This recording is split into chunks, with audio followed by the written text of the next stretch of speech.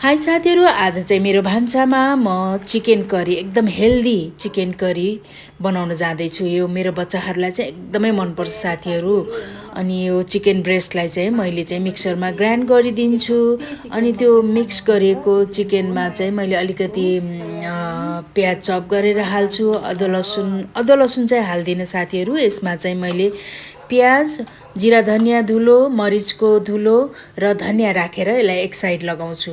अनि अर्कोतिर चाहिँ म कराईमा चाहिँ रिफाइन्ड अइलमा तेजपत्ता र प्याजलाई फुराएर रातो हुने गरेर भुट्छु। गोलभेडा, जिरा धनियाँ धुलो, अदुवा लसुन पेस्ट सबै गरेपछि यसलाई पनि सेलाउन दिन्छु सबै। अनि यो भुटिएपछि चाहिँ मैले मिक्सरमा ग्राइन्ड गर्छु साथीहरू।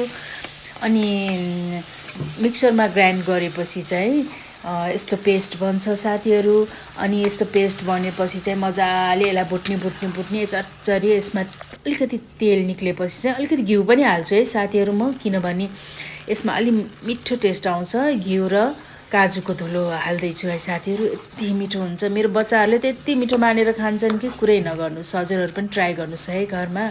अनि यसलाई मजाले तेल निक्लिएपछि, काजुलाई भुटेर तेल निक्लेपछि चाहिँ मैले यसमा पानी हाल्छु। पानी चाहिँ चाहिने मात्रामा हाल्नु होला। मैले चाहिँ अलि बढी नै हालेछु। अब यो मजाले यो झोल मजाले उम्लेपछि चाहिँ त्यो टिक्कालाई फ्राई नगरिकन यसै डुबाइदिनु। टुपु डुबाएपछि, सबै डुबाएपछि अनिखेरि यो चाहिँ आधा घन्टासम्म सानो आँचमा पकाउनु है साथीहरू। अनि लाइक सब्सक्राइब